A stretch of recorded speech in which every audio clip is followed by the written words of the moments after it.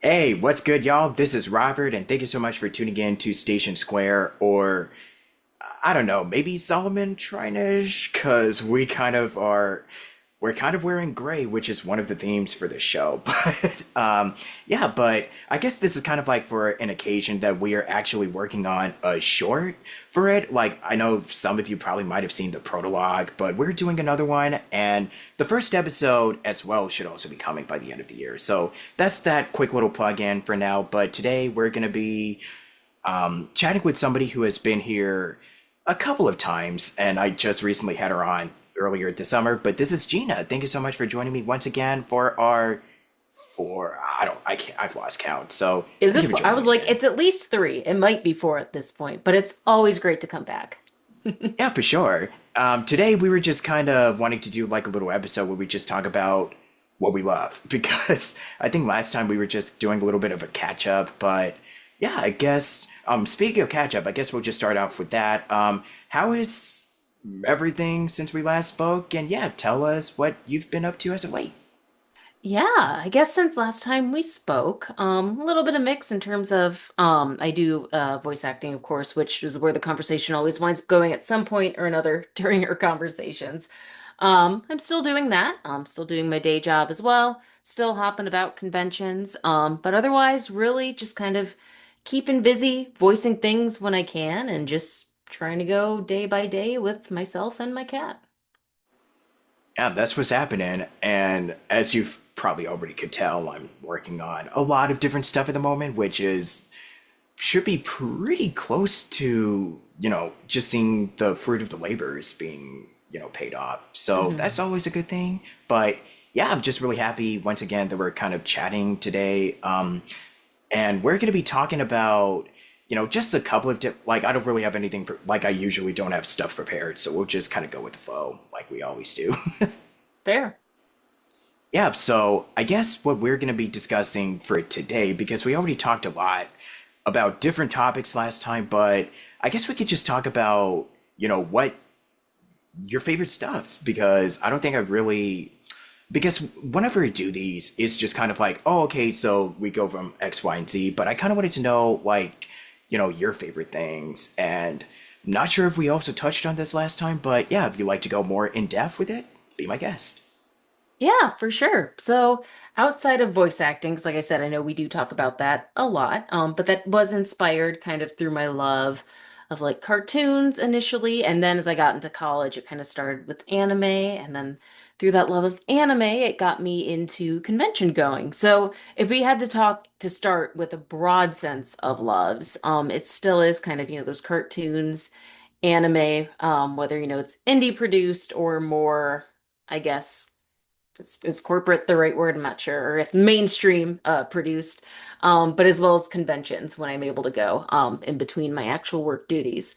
In terms of smaller things, if you ever ask me about my cat, I won't shut up about her. She's my little sweetheart. I'm kind of surprised.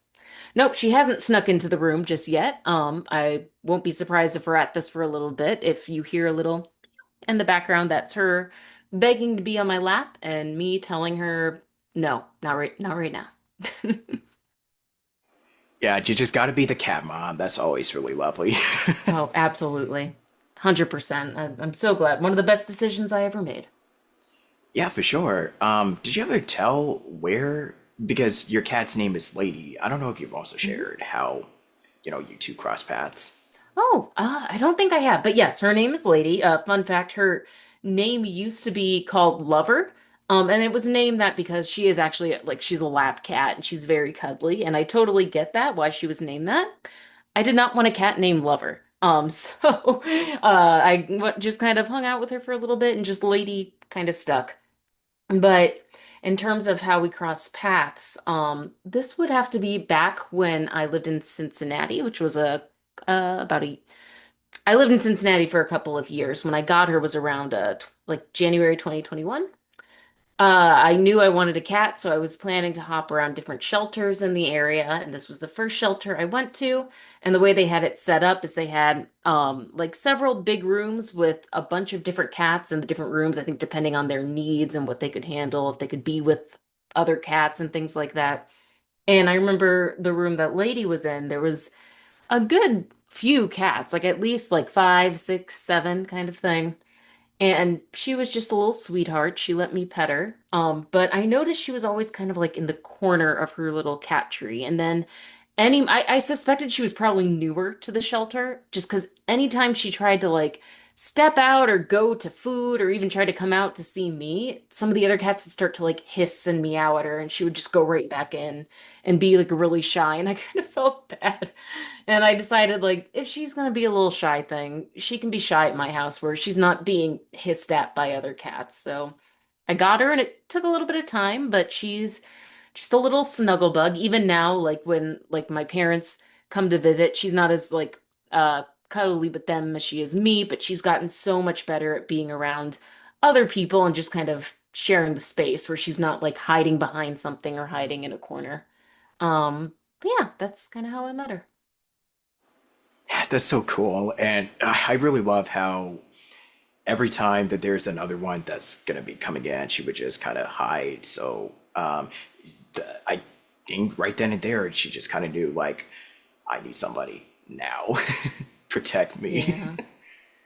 I felt that she played at my heartstrings. And I was. I remember I did the little walk up to the desk because I was thinking, well, I'm going to check these other places. You know, I could wait, check the other places. She'll probably still be here. If not, there were some other cats that I liked. And then I went to the desk and I was just like, yeah, I'll take her. And it just kind of happened. And I'm so glad it did. Yeah, right on.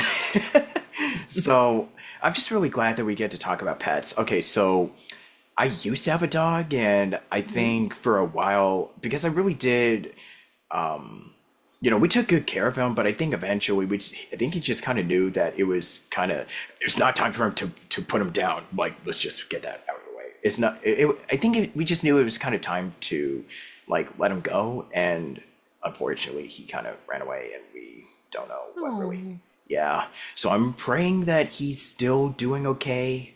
Call him Hmm. Blackie. I'm really praying that he's still out there doing just fine with somebody with an owner that's taking good care of him. At least that's my Hmm. prayer. But this was like years ago, man. I'm talking like 11, like over like a decade or so ago. So I don't know. We can pray and hope. Exactly, for sure. But yeah, and I think our love of stuff, just because we talked about pets, and it also ties into the cartoons, anime shows, and so on and so forth. And one, because I know this is kind of like a discussion that we also talked about, but I think one of the ones that you mentioned to me was JoJo, how you're so much of a huge, like, fanatic of. I mean, I think you even cosplayed as Joseph at 1 year, if I'm not mistaken. So yeah, I just have. talk about, Mm. yeah. But no, you go. Yeah, no, I was gonna say, I've cosplayed as a couple of different JoJo's characters at conventions. The very first one, and it still holds a special memory to me, when I went to my with my friends in like 2019 when we were still in college. The group of us, we had just finished like JoJo Part 3. So we all like did a group cosplay, the four of us together, and I was a very casual Dio, and I like spiked up the wig and things like that. And I think it was just the timing was really good, and the fact that four of us coordinated with the same kind of general theme. Like it was our first like costume, first convention, and so many people stopped, like more than 10, I distinctly remember, stopped us to like get group photos. And I think that kind of what it helped cement that I really love doing like costumes and cosplay and stuff like that. But back to your point, I've cosplayed Dio. I've done kind of a female Joseph Joestar, not Tequila Joseph, but just a regular Joseph, young Joseph Joestar, just more feminine appearing. I've done Bruno Bucciarati from part five. I've done Jolene, technically Irene, for those who know, from part six. I think that's all the JoJo ones I've done. I kind of go back and default to JoJo part or Joseph from part two, just because it's kind of an easier outfit to do. And while I do have a wig, just using my natural brown hair, if I need something like casual to wear, if I'm driving somewhere to a convention and I don't want to like fully go the wig and makeup and all that stuff, it's a real easy one to pull off and people recognize it just fine. So those are the general ones I do. Nice. And you also talked about cosplaying and doing these extra hobbies is kind of like something that you really enjoy. Do you have like any interesting or any funny like favorite memories of cosplaying? Like, or even doing conventions? Because I think you shared one story, but I'd love to hear more. Yeah, and like when I say I, and to clarify for people watching or listening, I'm not like a professional in that sense at all. I really just like dressing up when I go to nerdy events. I've got a little, it's actually right next to me. The screen's blurred, you can't really see it, but well, I guess you can kind of see the handles. When I do that, there's not walk-in, there's a big closet right next to me, and in that closet, I have a tote, and it's just for all like my costumes and cosplay stuff that I've collected over the years. And like once a year, I'll go through it and I'll be like, it's time to retire this one. This wig's too old. I need to get a new one, kind of thing.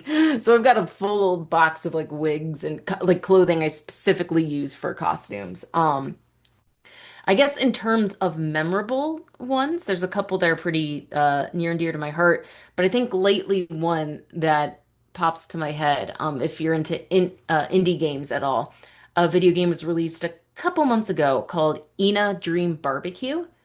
It's based off of an online like indie web series, and the game I think was in production for a couple of years. But the thing is about this costume is the face of it, the character, half of her face is just a dark red, and then it's a light blue and white. So it was the first time I did full face paint for a costume that I ever did. And it was so interesting. And I'm so grateful one of my coworkers at my day job, actually, one of her, like how my kind of part-time thing is voice acting, hers is actually in makeup, and she'll do like makeup for like bridal parties and things like that. But she has a lot of ins to get like a lot of good quality makeup for cheap when there's sales because she's got connections. And we connected and she was able to get me like better looking makeup to help with like the face paint, but that stuck better and didn't look as sweaty. But it's so not even particular like moment, or I guess there was one moment with it, but it's so funny because it's the first time I've done like a full face paint, and I still interact like I always do, but you feel it even if people don't know who you are. Whenever if your face is a red, white, and blue like an American flag, I realized pretty quick people are just gonna look. And it was just, I distinctly remember I went into a convention. I was going to be there like 12 plus hours. It was like 9 a.m. And I just walk in already face painted, ready to go. And a guy just walks by me and he just goes, "You must have had a pretty busy morning." I was like, "Yep, yep, you're not wrong." But I would say that's kind of one of my favorites in terms of like memories because people, even if they like don't know it, they'll like see the face painter just like, that clearly took you some time. Respect. And I'm like, thanks, brother. I think for me, because we're kind of on the topic of conventions, any favorite memories that I've had, Hmm. let me think. Gosh, I've gone to so many that I'm just okay. I got one. I got one. Do it.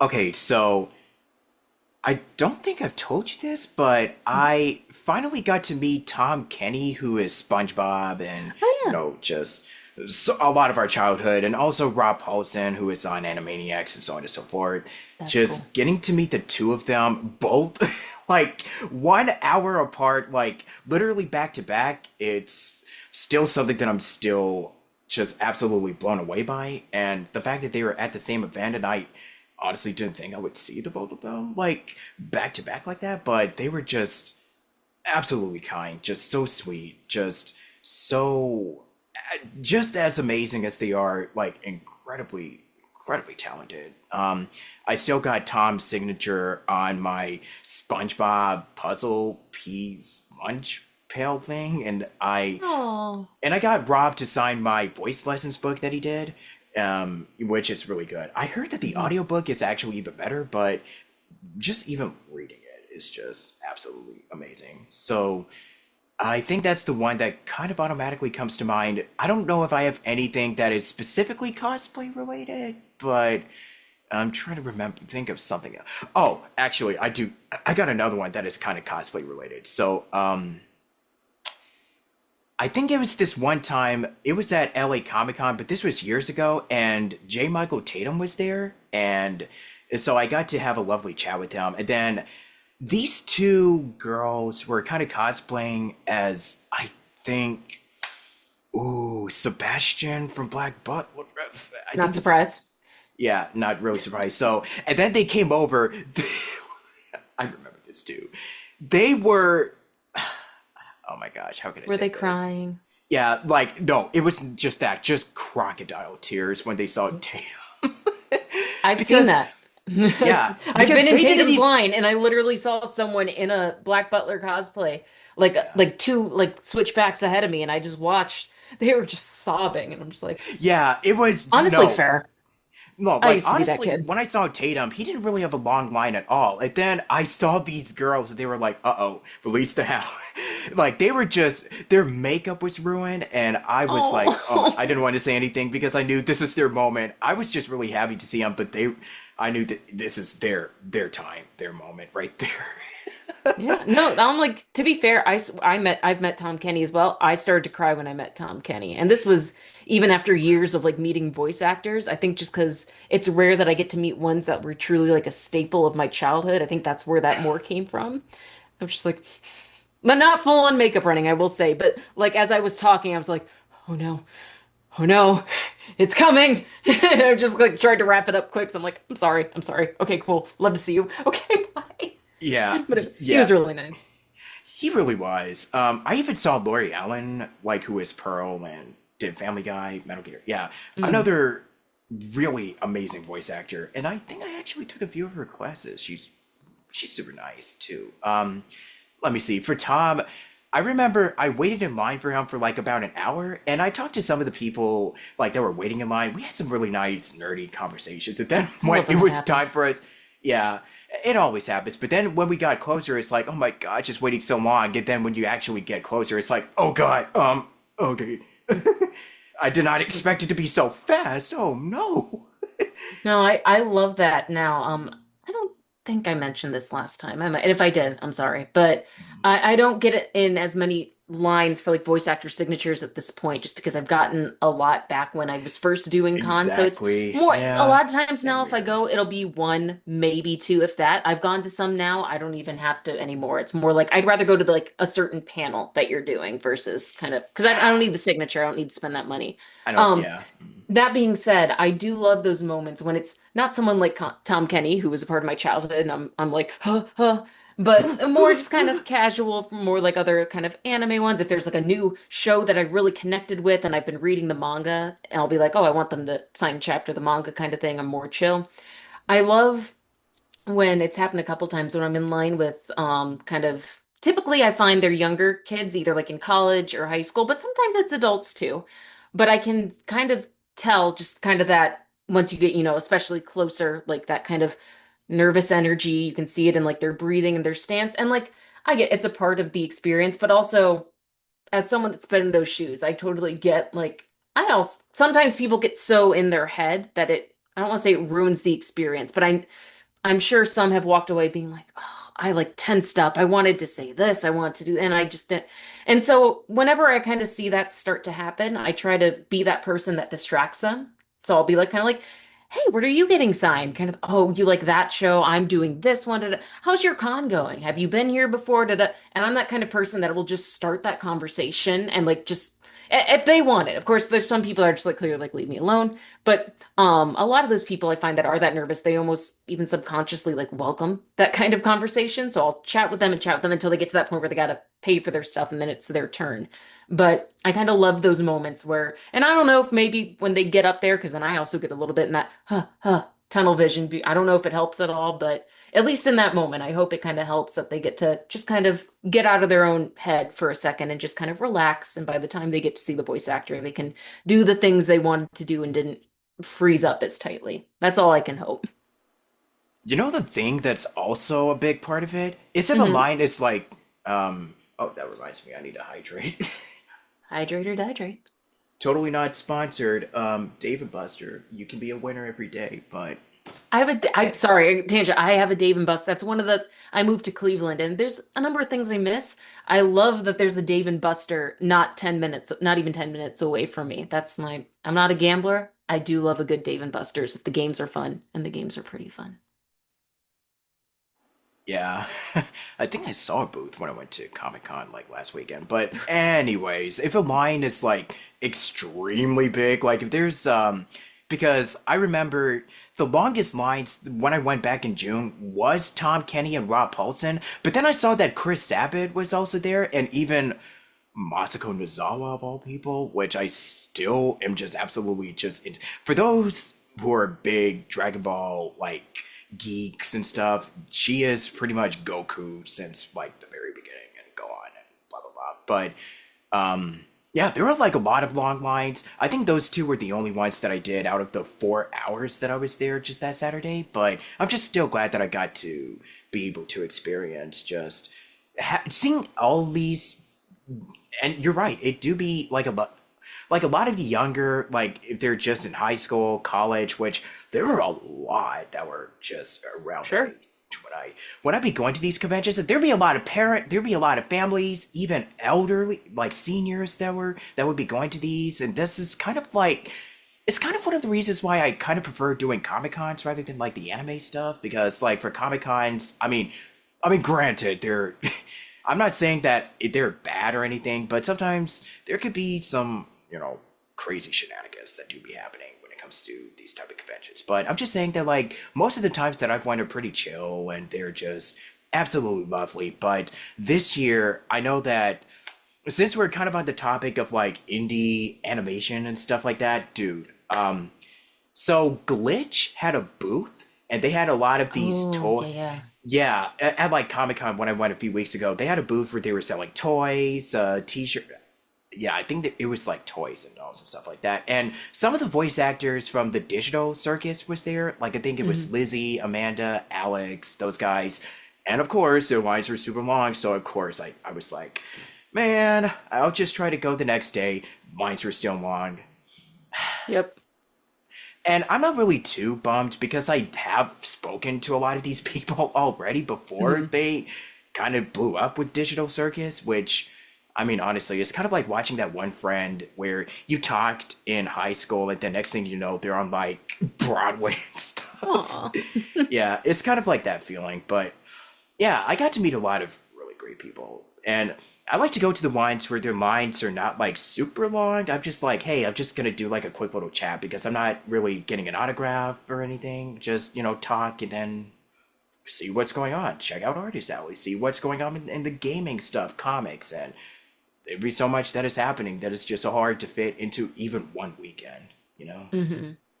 Yeah. Yeah, no, it's cool. I met a friend of mine at a convention I went to in Michigan back in, I think it was July at this point, and I'm grateful. We've been able to stay in touch since then, and he came down for a convention here in Ohio.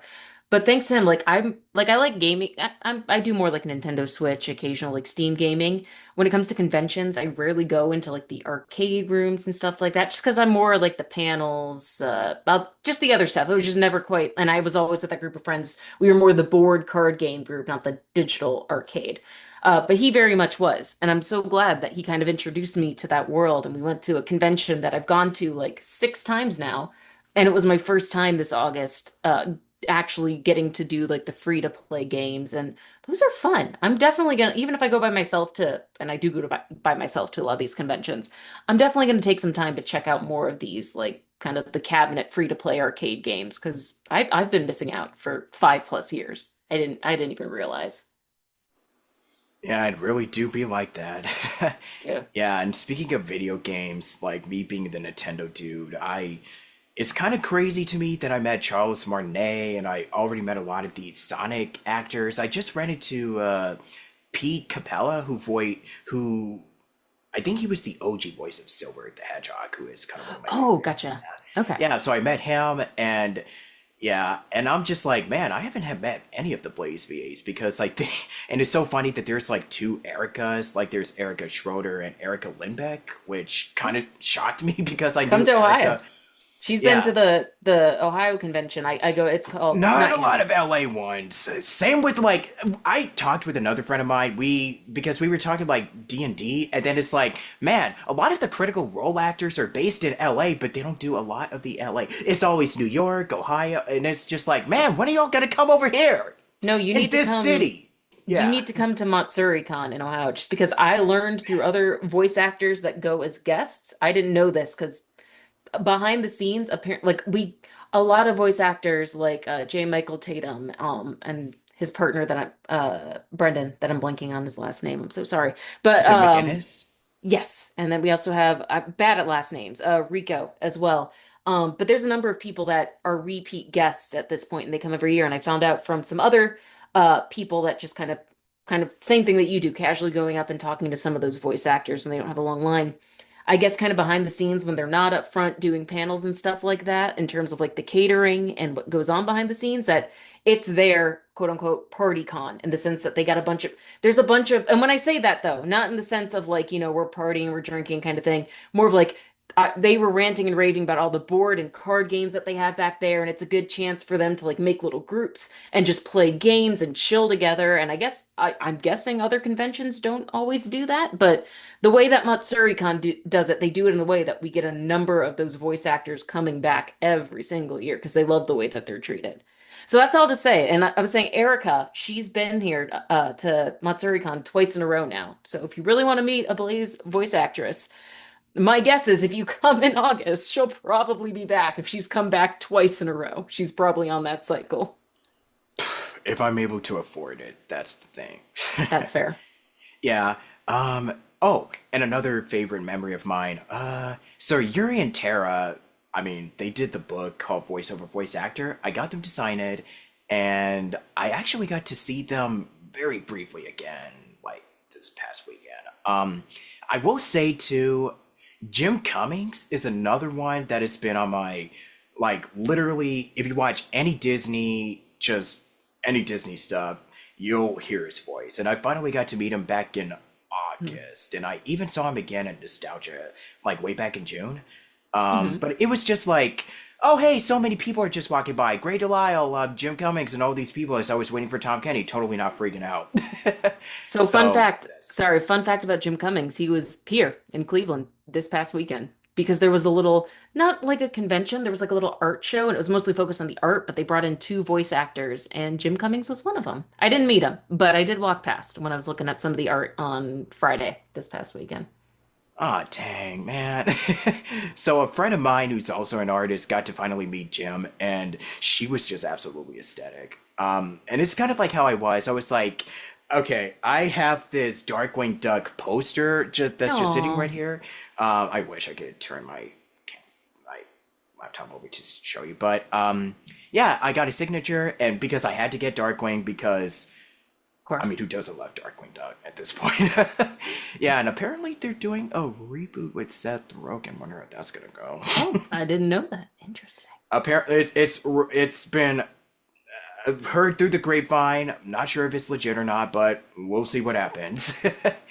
But yeah, that's my little convention, like kind of trivia in a nutshell. And I know that we're finally actually talking about JoJo, like what, after like 30 minutes or so. So Yeah. yeah, I know you talked about, oh yeah, and I also remembered that you talked about the when you were waiting in line, and I still remember the story of the name thing. Yeah, that you were saying where you waited in line, but then they kind of wrote the name wrong on a poster or something. Oh, yeah. So that wasn't JoJo related. That was but that was a manga of. I don't want to say too because I don't want to say I specifically didn't say the name or anything like that. But it was for kind of a smaller anime that it was one of those like 10, 12 episode anime that was clearly meant to advertise the manga. But I'd read the manga back in college years before they made it a show. And in the manga, the way it's set up, there's character pages whenever a new character is introduced. And I was like, well, my goal is if the voice actor's there from the dub if they happen to be there, I want to get their signature. And I've gotten a couple already. And this voice actor who's known more for other roles, this role was honestly a side role. I'd gone up and just sorry to repeat the conversation, but for those who didn't hear it, just kind of, because clearly like there were other people that were more fans of their other work and things like that. And I totally got that. So I'm like, I'm not taking too much of your time. I'm just trying to like kind of get the collection. Loved your work. But yeah, thank you if you can get your signature. And they were like, so yeah, your name's Gina, right? Yeah. Gina. Yep, you got it. They wrote like Gena. And like I saw them do it in real time. And I don't know. This was years ago, so it's a little blurry. I'd like to believe we both kind of saw it at the same time and we just didn't say anything. But I was just like, thanks. Cool, cool. Honestly, I don't mind. I like telling the story. I think it's kind of funny. Out of how many signatures I've got that it's only happened once, I think it's okay. And for the character and considering like this, it's like it's fine. Honestly, I find it really funny now at this point. Yeah. That kind of reminds me, do you have, because I know you mentioned your favorite stuff, but what is something about each of the, like anything that you mentioned before, and you also like to elaborate a little bit more on with your favorite things, like your geeky type of shenanigans that Yeah. Well, I know we go keep on? bringing in JoJo and then we keep going on Exactly. sidebars. I'll start with that. Because with JoJo, it's something that I kind of found in college as the show. Honestly, through all the memes and things like that, I started getting into anime and I was like, all right, me and my friends, we're gonna sit down, we're gonna figure out what do these memes mean. And it's a genre, JoJo, kind of that action comedy, more so action, depending on who you ask. And that's typically not what I'm into, but I think because of the story and the characters and that it didn't take itself too seriously until it does, and then it just throws you for a loop. I kind of vibed with it. And honestly, I look back fondly on it now for a couple reasons. That, like part three, that's kind of really where that's one of my favorite parts, both because I love the story, but I think the deeper part is that was a time in college that me and my friends really bonded through that particular season and just kind of for like a good year and a half that we were living together and finishing up college, we would just constantly reference it. We dressed as that at that convention for our first day, the first convention ever, and all those pictures we got and comments we got. And I would say probably for all of us, but I know I can say for me, like just I hold a special spot in my heart because I feel like as silly as that show was, it really was a good bonding moment for us. And then I would also say during part five, when that started to air, that actually aired during around the time COVID hit. So, we were all kind of stuck trying to find ways to entertain ourselves and get through this time period, whatever way we could.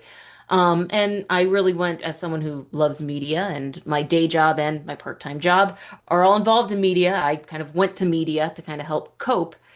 And I like to say the show Violet Evergarden made me cry, and JoJo helped me laugh in the midst of those COVID times. So part five also kind of has that spot during COVID that kind of helped keep me entertained. Also kind of helped keep my passion for voice acting. That once things started to settle down, that's when I really started to kick off my voice acting more seriously. Whereas before I was just kind of doing it for fun.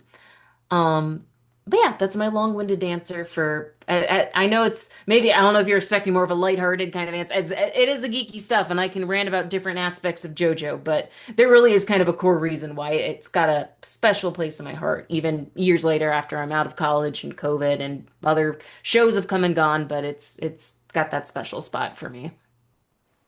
So that was the show that kind of was the catalyst for you discovering new anime and all this other different media, so on and so forth, correct?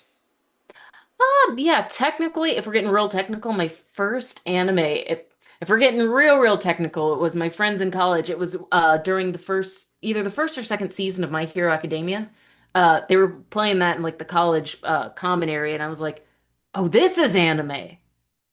But it's kind of cool. Like it's meant for like adults, but not adults in the way of like Family Guy, South Park, just more like mature animation. There's more. And then technically my first full series that I watched on my own was Death Note, and then it just kind of spiraled from there. But I think JoJo's was the first one that definitely stuck. Yeah, for sure. I'm still kind of like a new fan when it comes to JoJo, so I'm just kind of learning this from like friends like you and also just from the memes because we all do love those memes. Hmm. Oh Yeah. yeah, there's many now that they've announced part seven too, I think for 2026, I think on Netflix. Ooh, nice. Yeah. I'm ready. I've been waiting Yeah. for this part. Wonder who's gonna be in it. I know, I'm excited. They've announced the Japanese cast already, but we won't know the dub most likely until like they actually start airing it in 2026. So, Fair. but we'll see. So, yeah, we'll talk more about JoJo in the next part. So, yep, here we both are. If you're enjoying this so far, be sure to support, like, comment, do that YouTube stuff, all that shenanigan, what have you. So, I'll see you all in the next part. I don't know how much longer it's gonna go up until, but hey, this is a kind of a podcast where we talk about nerdy stuff for like 1, 2 hours, so it's kind of on me. But regardless, thank you for watching, and I'll see you all in the next part coming shortly. Peace. Hey everyone! So yeah, it started getting a little bit toasty in here, so I'm just have to rep my boy Mario for the rest of this. But Sorry to interrupt, but literally, because I was working from home today, I was wearing a Princess Peach t-shirt earlier. It's like a Mario Kart Princess Peach themed t-shirt. oh Um, my gosh, yeah, I was dang. wearing that today. Oh man, well, next time. Next time. Never know. But yeah, I just wanted to. All right, let me see if this camera view is really good. I'll just keep it there for now. But yeah, we were just kind of about to really go. I mean, you mentioned how JoJo was such a huge part of your life. So where would you say, like, I don't, if I were to get a little philosophical, where would your life be if you didn't discover this crazy, insane show? A quite bizarre world that is A JoJo's Bizarre bizarre, Adventure. just franchise, yes. Thank you.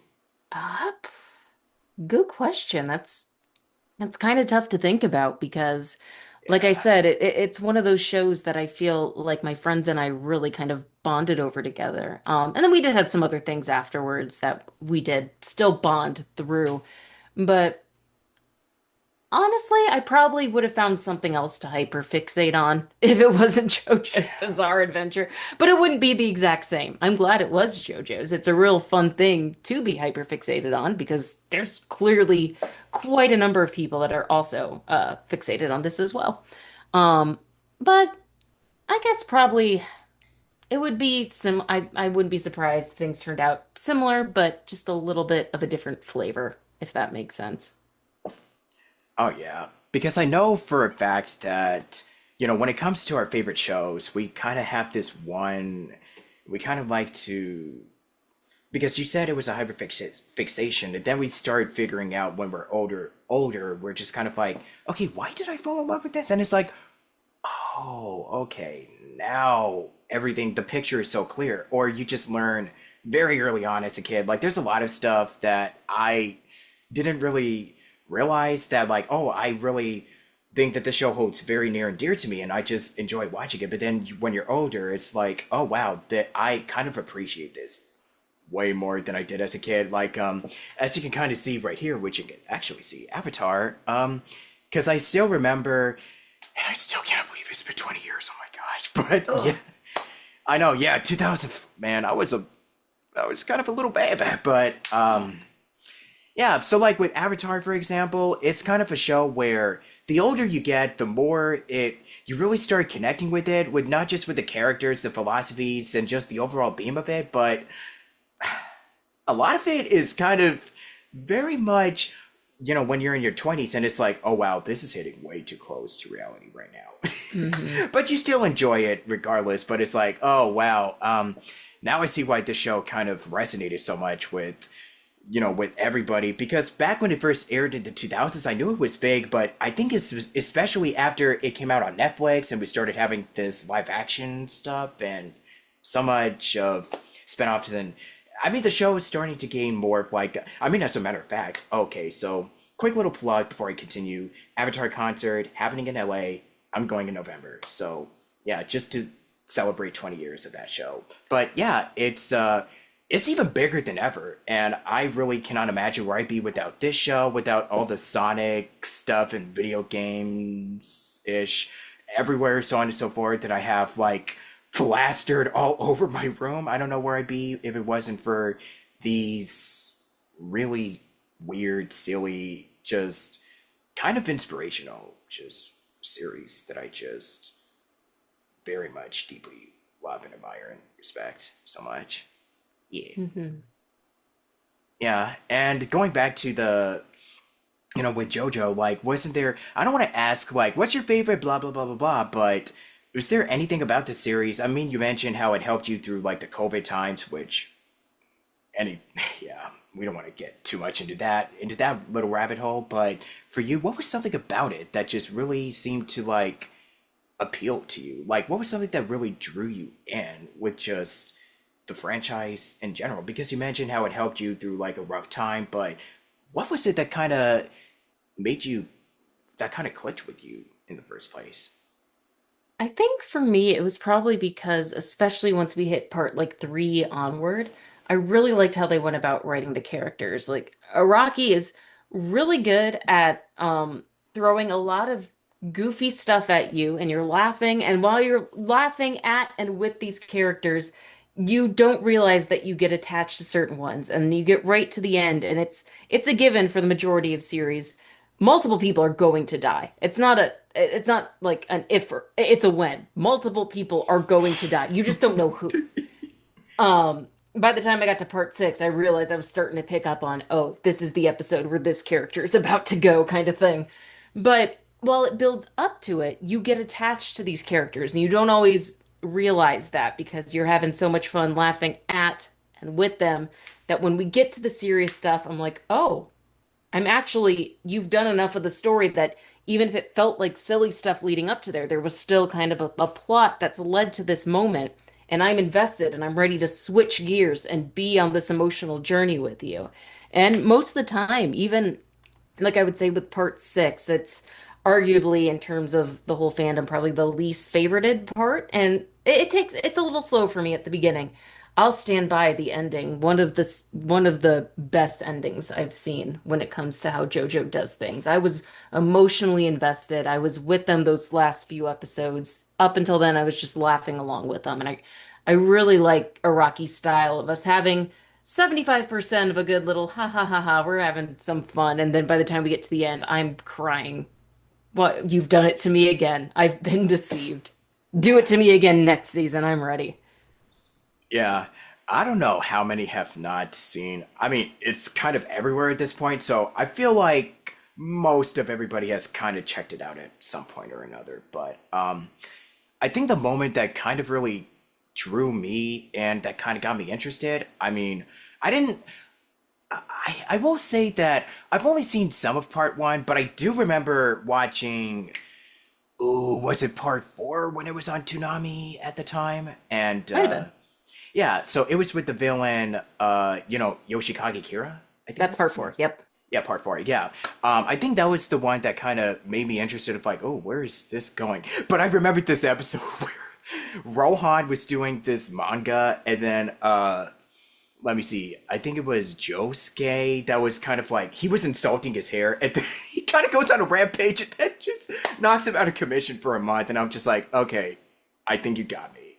And also, the fight with Mariah in like part three. Hmm. I'm sorry, I'm getting it mixed up. So, yeah, it's like the whole fight where she has like these electric powers and everything. And oh, by the way, I should probably also mention too that the series could get like I mean, it is a shonen type of anime, so of course there's going to be a lot of like violence and blood and Oh yeah, stuff like don't let your that. kids watch this. This is not a Yeah, just children's don't show. let it. It ain't a children's show, but I think there's the joke of like, look, it's a manga made for kids. What to expect, but it's really not. It's It's really a not. This one is real. It's really, really not. yeah, it can get pretty grisly. That's all I can say. And some of the deaths are definitely fall into that. If you've seen the show, for those who know, you know. That's pretty much all I'm going to say about it. Yeah, I will say that when it comes to the violence and stuff, I mean, yeah, it kind of has to depend on if you're really the person that just is. If you Put like, it this way: the number of people that get exploded is more than one. yeah, there's a lot of like explosions, head It's a lot. explosion. Yeah, like this is the type of stuff where if you watch something like I don't know Dragon Ball or anything, it's just like, oh wow. Like, I mean, I know that characters literally do blow up in Dragon Ball, but it's not like, oh, Isn't it this the is like same? full on. Yeah, it's a massacre in JoJo. Pretty much Mortal Kombat levels, if I'm going to be honest. Yeah, they can. Yeah, they can get there depending on Yeah, which like version Street you Fighter Mortal watched. Kombat. Yeah, depending on the version. But yeah, I guess I can't say it kind of goes into those lengths. But because you did, because I know we've already talked about, you cosplayed a few of the characters. So would you say that those are some of your favorites, like from the series? The Dio one's got a The Special Place in My Heart, just Everybody because of loves when I did Dio. it. Dio's like my favorite character. He shouldn't Yeah. be, but I love him. I've got a little, I can't pull it out without making noise. But when I go to conventions, Ita bags, for those who don't know, Ita bags, they're the bags that have that big clear window on the front. People will put like pins and keychains in it. And I have two. And my very first one was a Dio one. And then I had to migrate it because whenever I go to a convention, I'm like, I got to get one Dio pin or keychain, whether it's like an official thing or like artist alley thing. I always got to find one. So it grew and grew, and I had to move it to a bigger Ita bag. And on my smaller Ita bag is Jolene, who's my second favorite character. So I would say those two are my favorite. Yeah, on the topic of Jolene, it is still crazy to me that Kira Buckland is the official voice for her. Like, Hmm. I mean, I kind of expected it, but it's like, yo, if it went to anybody else, that would have been a. I don't want to say it would have been a tragedy, but it's like, yo, she's right there. Just saying, she's She's right right there. there. Yeah, No, I'm so happy for her. It's quite literally like she said, it's her dream role. exactly. Yeah, It's kind of rare in Hollywood, to be honest. So that the fact that she was able to like nail something like that is a feat. yeah. And also, like, Patrick Seitz as Dio is just excellent. He was Yeah. supposed to come to my home to like the Matsuri-Con convention last year, and then Uh, he got sick. And I still hurt he didn't come this past August, but it's fine. It's fine. I'll meet him one. He's like the last like staple I really, really want to meet so bad. I have not met him yet. Our paths have not crossed. I'm waiting. I'm waiting with bated breath. I'm so excited. The day will come. yeah. Yeah, I think it was something going about at that time. I There's always these strains going about, so we Hmm. don't know what goes on in our little world. But yeah, I think the one because it's kind of funny because I'm just as a kid I'm just thinking, man, it would be great if we kind of crossed paths and then I met most of my like childhood I don't want to say icons. It's more like my childhood kind of like staples of my youth, and I've met pretty much almost all of them already. I think the only one it's maybe Lindbeck, but we'll see how it goes if she comes to. I think she's supposed to be at like this AX Expo Chibi in November, so we'll see if I'll make it to that one.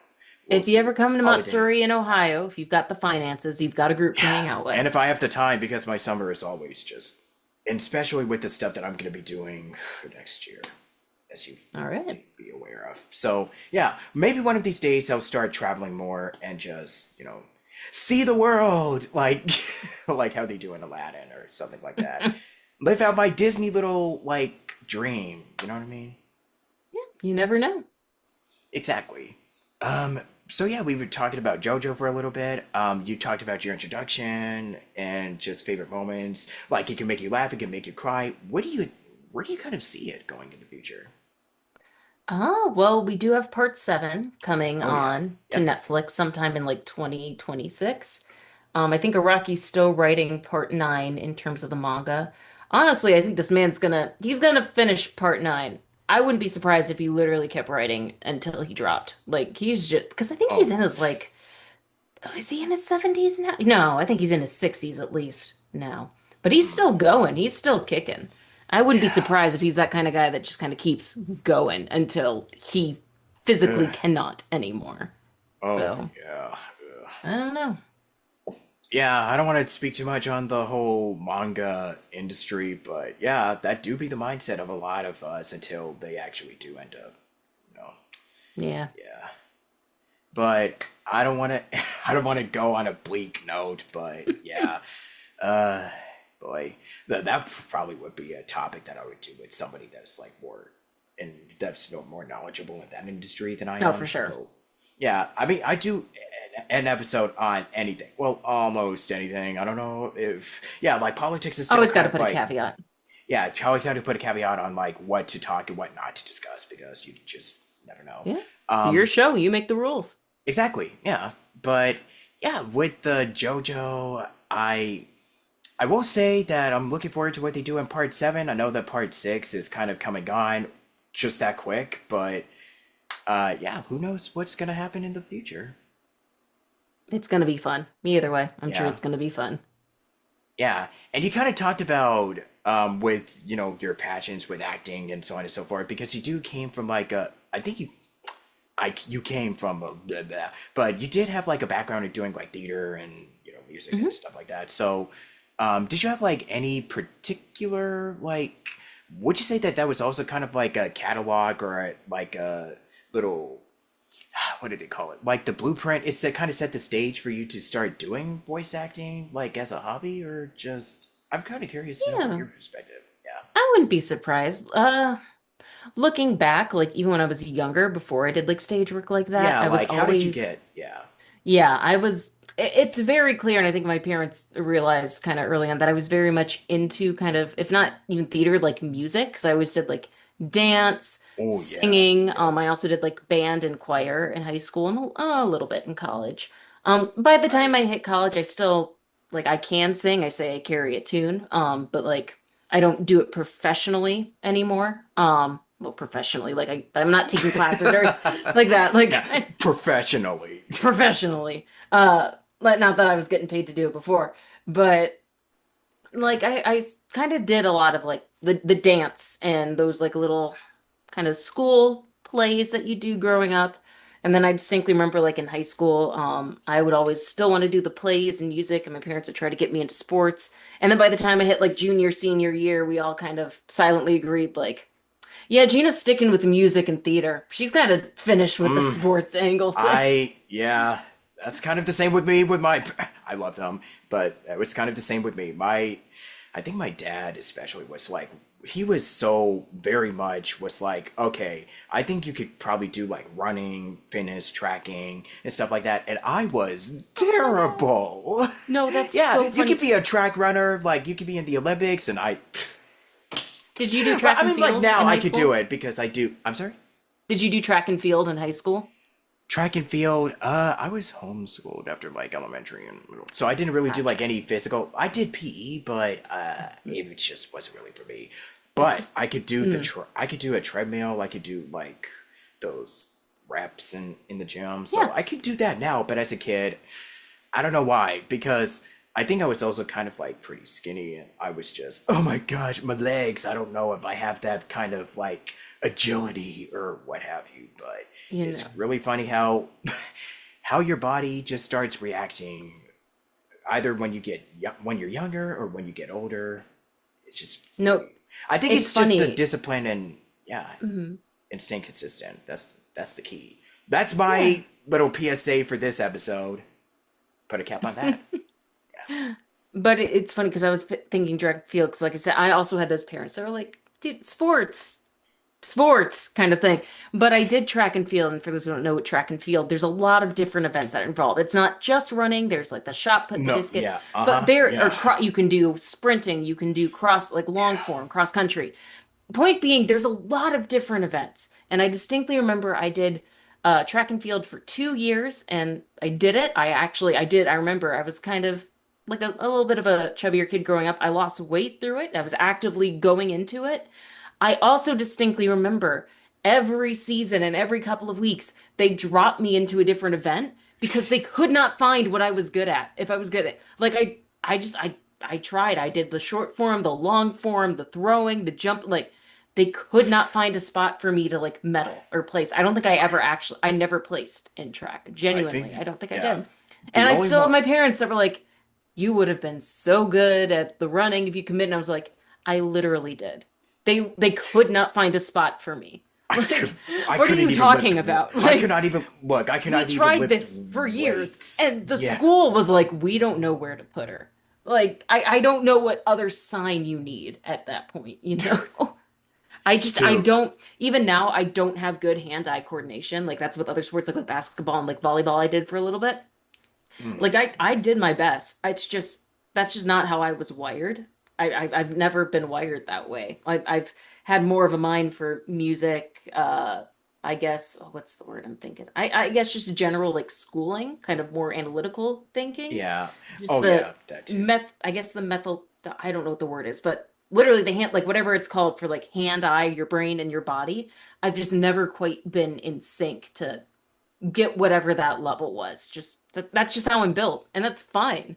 I just think it's really funny that like I had those parents that were like, "You would have been great if you had just like we tried for years."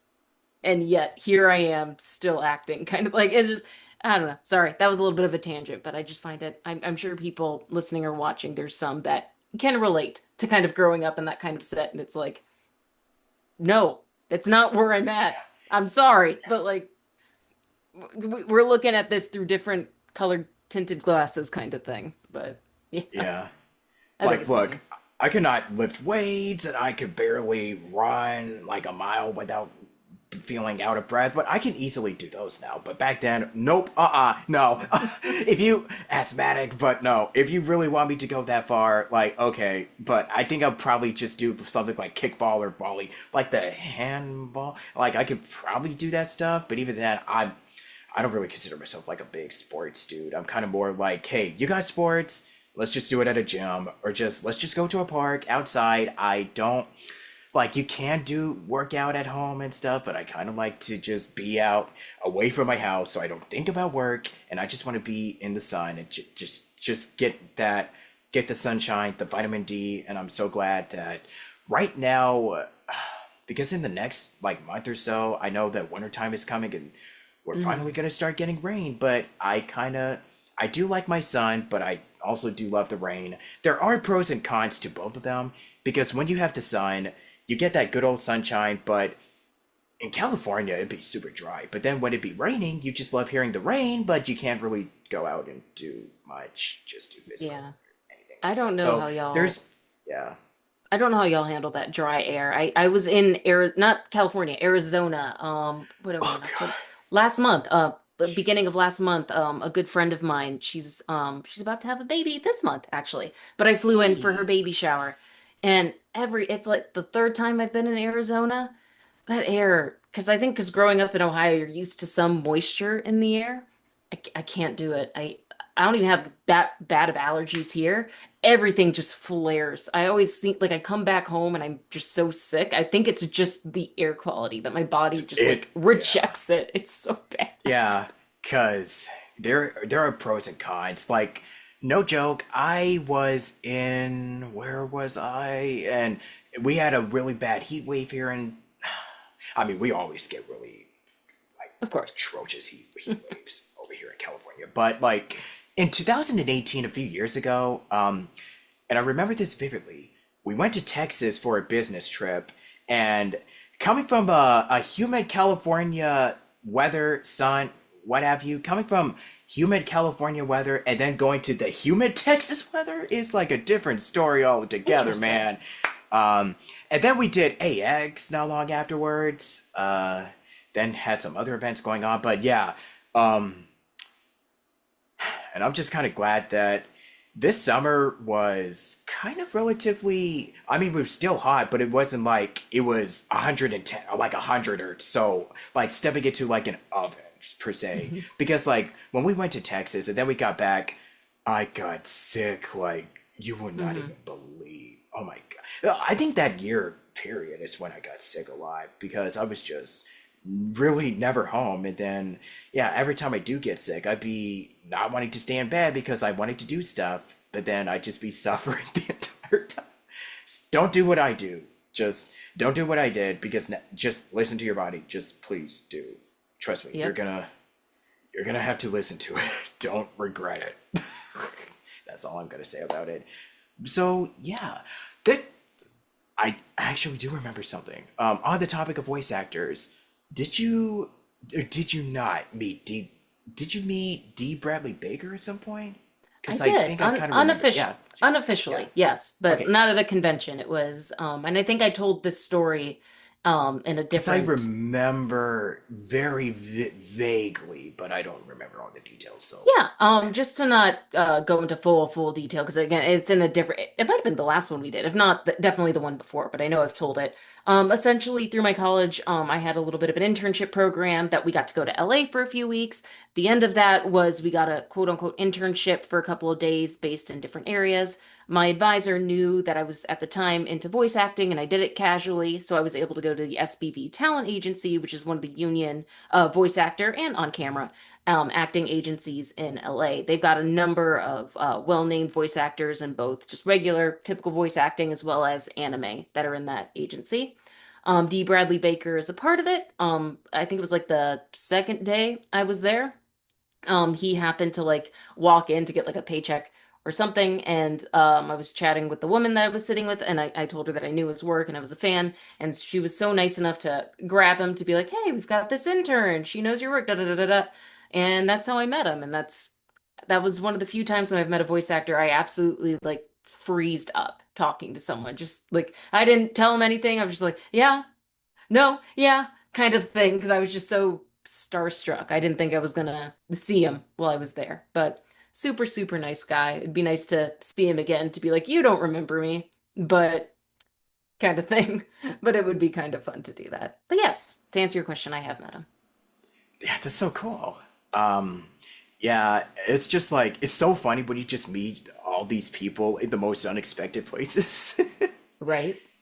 Yeah, because I think I've ran into a couple of friends like here and there, like in LA, because LA is a pretty huge city, and when you're doing like a Burbank trip or something, chances are you might see somebody you recognize Sure. because that's how it works over That here. makes sense. Yeah. Yeah, we kind of talked about a lot because we talked about our geeky passions. Like, oh yeah, because I think the last time you said that you also got into sewing, if I'm not mistaken. Nope. That was not me. I wish I could sew. And maybe I could if I actually tried, but I have friends that are very much into sewing and crocheting and all that fun stuff. I've not touched a needle yet. It wasn't. Oh no, no, no, it wasn't that. But what was something that you did that you started getting into? I'm trying to remember. I know, I'm trying to think if there's something that I started. That's long that the closest I Yeah, can like think a of new is with hobby. my cosplaying, but that's Yeah, about it. cosplay. I think it's something like that. Yeah. Yeah.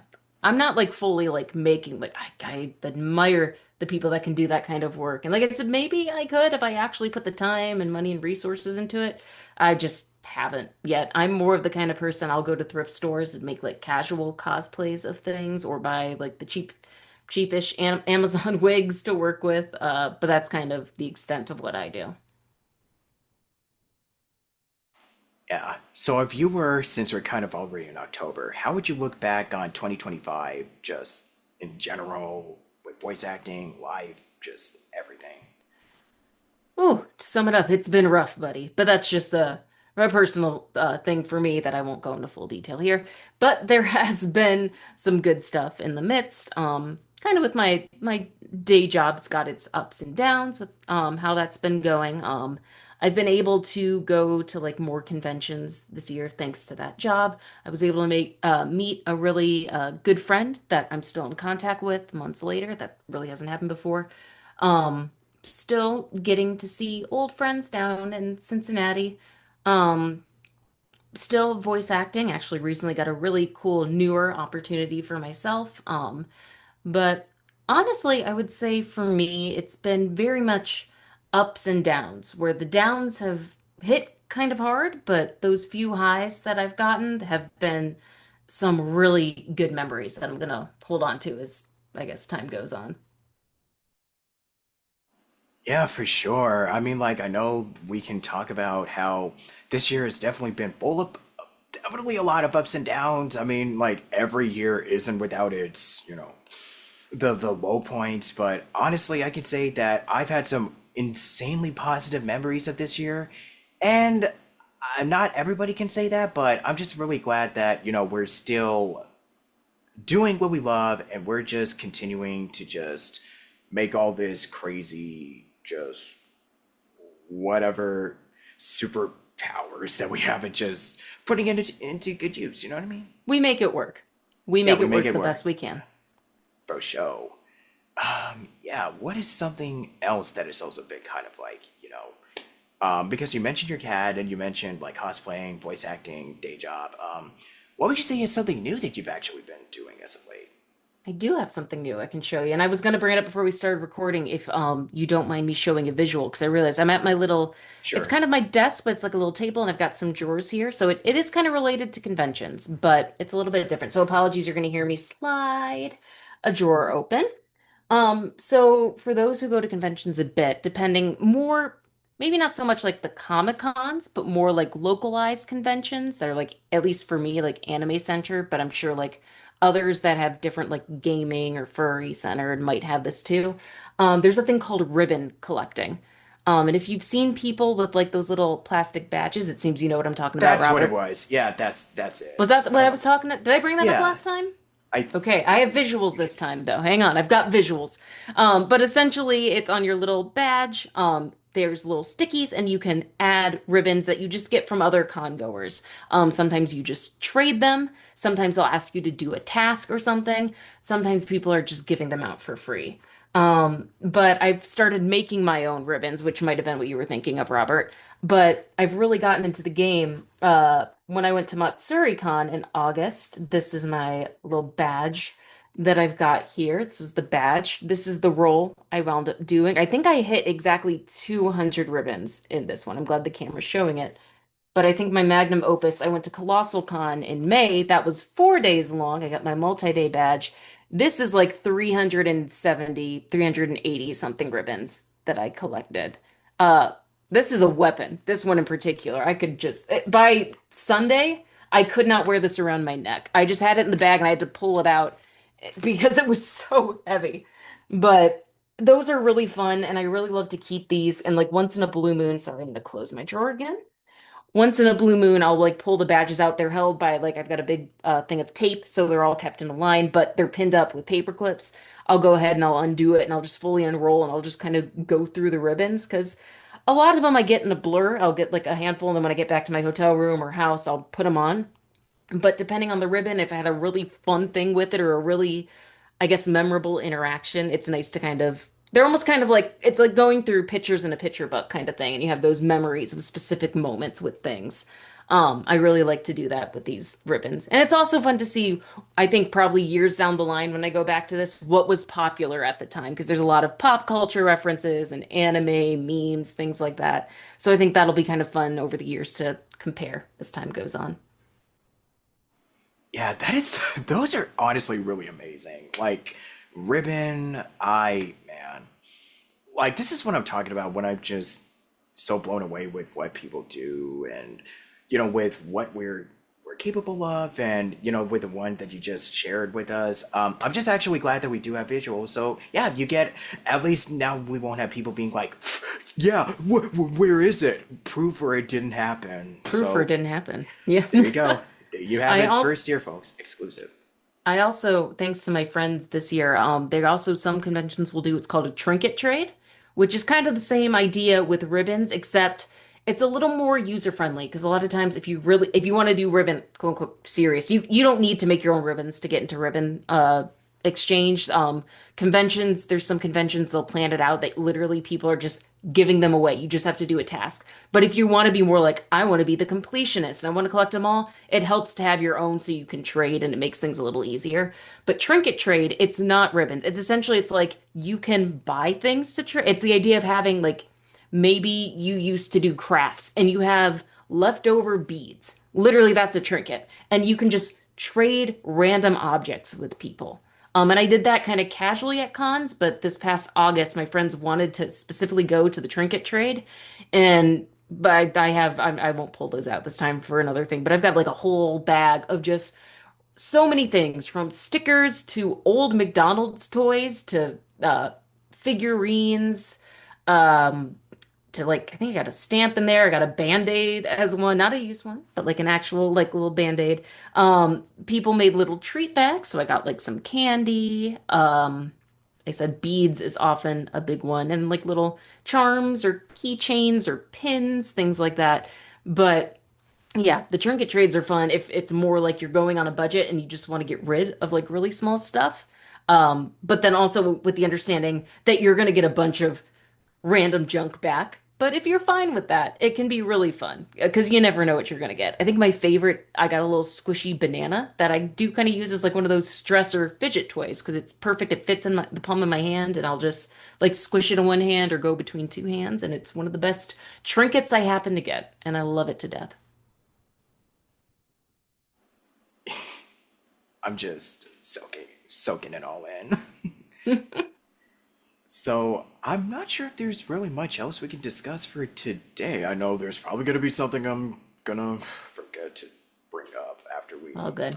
official conclude. But no, this has been. I think this is a nice little like two-part lengthy conversation as it is. So if you'd like to share any new stuff, projects, socials, last advice, closing. Yeah, I guess if you're interested, I am on socials, both with X and Blue Sky with Gina M9816. I'll be honest, as of late, especially this year, I just haven't posted too much on social. The most I really haven't done too much on Blue Sky just because I'm lazy, but I also just want to claim the domain. Most of the time, I'll just be retweeting things if I'm in projects or updates from creators of projects that I'm in. That's kind of where I'm at. I might get back to posting at some point. I don't know. I guess in terms of recent, I can't get too specific just yet in terms of what's been released. But I know I've mentioned I've been in Welcome Home before. This is not a secret. There is going to be an update. I don't know when this episode's getting posted, but we do have an update planned coming up in the next couple of months. I would follow Clown on socials for that, but we have been prepping behind the scenes, and I'm very excited for that, as well as another additional surprise that may be coming with that. And if it does, I'm going to actually sob, but that's all I can say. And the other thing I cannot fully say because I'm under NDA, but I had a really cool first opportunity that I recorded a couple weeks ago. I can say just in general what it was. I was able to help dub my first foreign film. I got to voice a couple extras in a project. It's in production right now. I don't want to say too much more, but that should be going live at some point. Once I'm able to say the name, what platform it's on, Robert, if this isn't out yet, I can share it with you. But again, that was a first for me, so I'm really excited to see that whenever that comes out. Any last thoughts or advice? Go ahead. Yes, we're all doing our best with what's going on this year, and I know sometimes it can feel a little rough, but I'm sure even if it doesn't feel like it, you are doing your best, and that is more than enough. Honestly, very well said. And I usually do the outro. You can say your name, what stuff that you've done, voice actors, project, or just any little bit of self promo that you want to do. And this is Station Square Podcast with Robert Jackson. If you got all of that. Yeah, this is Gina Moravec. You probably know me best as Sally Starlet, the narrator, and as Franny within the online ARG series Welcome Home. You've also probably heard me as a couple of different voices in Mystic Born Productions with their audio dramas and audio books, where I voiced Freya, as well as Julia in another book as well. Otherwise, if you listen to random comic dubs that might sprinkle across social media, especially during the early 2020s, you probably heard me there. But yeah, thanks for having me. And this is Station Square with me, Robert Jackson. Oh, you're supposed to say it. Oh, what? Sorry. Yeah, you can say this is Station Square. You've listened or watched Station Square Podcast with Robert Jackson. If you, Oh, gotcha. You've watched or listened to Station Square. Sorry, what was it again? Station Square Podcast with Robert Jackson. I'm sorry. Station Square Podcast with Robert Jackson. Got it. You've been listening or watching to Station Square Podcast with Robert Jackson. Perfect. Perfect. Going First Brooklyn try. there. One hit wonder. Nailed it in one go. One hit, one dead. Yeah, I'm walking here. But anyways, we're yeah. I wish there was more that we could discuss, but yeah, like I said, we've already talked enough, long enough as is. So, congrats on all the VO stuff. I know that Sally was kind of like the big one for you. So maybe at some point, if we do yet another one of these, we'll do more talk about your VO stuff and those fun little characters. But Sure. until next time, this is Robert, and thank you so much for tuning in. Stick around for some Solomon Shrine stuff coming out towards the end of the year. And yeah, until next time, God loves you and God bless, and stay awesome out there and stay perky. Thanks. Bye bye. Oh, Bye. and JoJo out. Right. Love it. Nailed it. There. One of them's Nailed going it. to work. Yeah. There's your thumbnail. Peace.